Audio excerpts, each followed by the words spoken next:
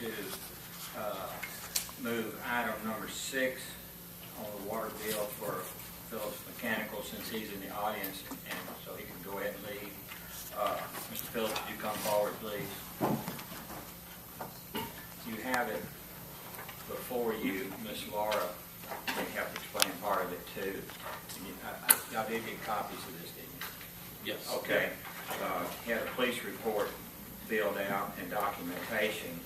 The backflow brass valve that is behind his business over the weekend, I think, wasn't it? Yes, sir. Was why don't you go ahead and tell it? Why don't you go ahead and tell it for me? The backflow preventer device that services the water supply to my building is out almost at the sidewalk at the street. And we came one Sunday afternoon on the way to church, went by the shop and noticed all this water, and I removed the fiberglass cover that covers the backflow preventer, and it was gone. Someone had cut it out of the pipe and taken it. And when we got our water bill, I went in and talked with the ladies at City Hall, and our water usage had gone from around 3,500 gallons a month to 93,000. And it looks like this may be an ongoing thing in town, because we also had one or two other, is it two more or one more? One more that had theirs stolen also? Not that I'm aware of. Well, we did. Okay. So I don't know, it's a big brass fitting. I don't know how many of y'all have seen them. You've probably seen them on your places, Don.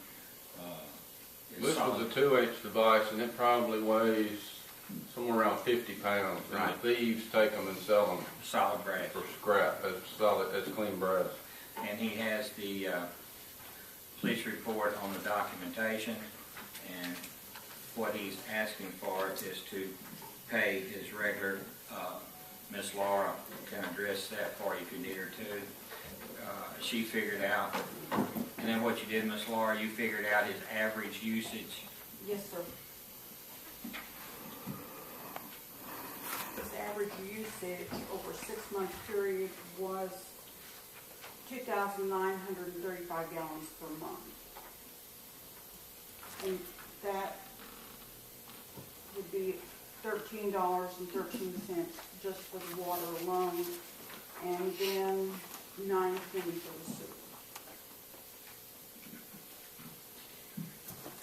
Yeah. Let me go ahead and read the resolution, and then we can make a decision on it. Resolution 13, 2011. Whereas Phillips General and Mechanical Incorporated is located at 4658 Navy Road in the city of Millington, and whereas on March the 5th, 2011, the brass backflow perverter necessary to control the flow of water was stolen from Phillips business, causing uncontrolled flow of water and flooding of the business parking lot until the burglar was discovered and the backflow preventer replaced. Whereas such uncontrolled flow of water caused Phillips to incur water fees greatly in excess of the fees it normally incurs, and the Board of Mayor and Aldermen desires to give Phillips a credit on his water bill for a period of February the 17th through March the 17th for the excess water charges that were caused by the burglar.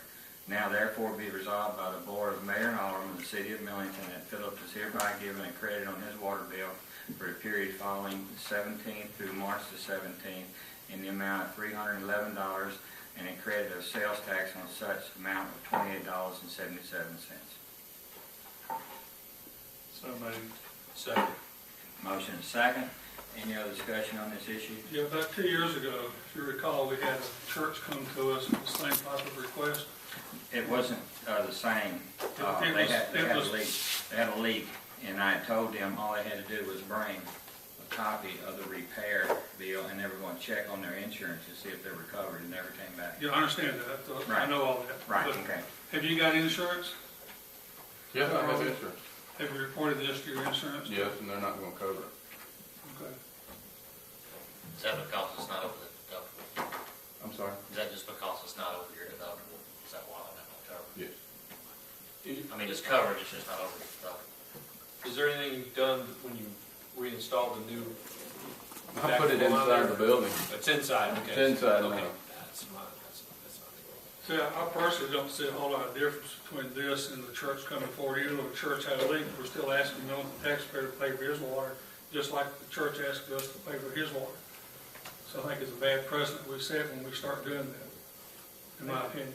Well, I think the difference being, again, this was something that was stolen. I mean, it was beyond his control in the sense that, I mean, if, you know, the church could still come back. I mean, it wasn't that we didn't give them an option or ability to come back to us and present their case. We just asked for additional information before they did so.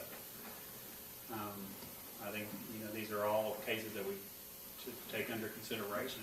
I mean, but Maybe each individual case presents a different set of problems. In these circumstances here, and no fault of the churches either, but when it was discovered that there was a leak there, then like was stated, they had an opportunity to come back before that. They just haven't done that yet. So I think we do have a difference here. Well, I've sat here for 10 years. I've been through 3 mayors, and I've been told numerous times, it's not the first time, we cannot give money back on the water. No, you're the only ones that can. Well, we're the only ones that can, but we can't do it because, and we've never done it. We've had numerous people stand here before us, and you're right, and we should, but we can't, is what I've been told. We have broken pipes underground. It's not the people, it's not their fault. Numerous people have stood here before us with broken pipes under the ground, has sprayed thousands and thousands of gallons of water under their property, and yet we have never. We've always given the sewer fee back, but we have never given, to my knowledge, ever given the water fee back. And I've only been here 10 years. Well, I was here 18, and I don't think we ever did it maybe once or twice in the whole 18 years. Let me ask something, Mr. Peters. I've always been told that I can take care of the sewer, but any review of water has to come from this board. Is that true or false? I really don't know, Your Honor. I would be glad if you want to put this off until the May meeting, which is in 2 weeks, to take a look at that. Because in situations, what I've done, Don, when they've come in, is given them a break on the sewer and telling them I cannot do anything on the water. Right. Y'all have Most of them have paid it, but it hadn't been this much, but most of them have paid Well, I know that several years ago, one of our businesses that we have, his water pipe broke under the ground. Now, it was none of it wasn't his fault at all. And his bill was basically like this, from $20 a month for a water bill to $300 a month. And he was told he could have no relief. of course, when you have a water pipe on your property that breaks, I mean, you know, that's a little bit different than a malicious act when someone performs it against you. I mean, I understand what you're saying, and I mean, maybe we just need to establish what. Well, I think he makes a good point, because even in my business, because we have a lot of claims that come on a pipe that's underneath the ground versus a theft in his case. And if there was a pipe that just wore out, we don't give coverage for the pipe or the water damage that's caused. But in his case, we would, even for the increased water usage in this case. So insurance would pick up depending on what the problem is. So the difference in mechanical breakdown or wear out versus theft, it does pick up. So I would have to agree that in his case, I'd be more inclined to, if we're able to do that, to let him have the difference in the water bill. Well, it happens so very little. I personally, because I ain't got a vote on it, I personally don't have a problem helping a resident or a business out in an uncontrollable situation. I mean, it could have been a business that had something stolen, and they were on vacation for 2 weeks, and they got a $2,000 or $3,000 bill. I don't know. But not just business, residents have some of that sometimes too. Maybe we need to set a limit, you know, in our ordinance. You're indicating, I guess we need to find out if it's even justifiable under our ordinances in the first place. I mean, it may be a mute issue. It's already forbidden in our ordinances to do so, but if it's not, then... Well, for right now, listen, we have just charged him his average fee. I told him until it comes to the board and is approved or not approved, we charge him average, so he's not out any money right now. We'll go ahead and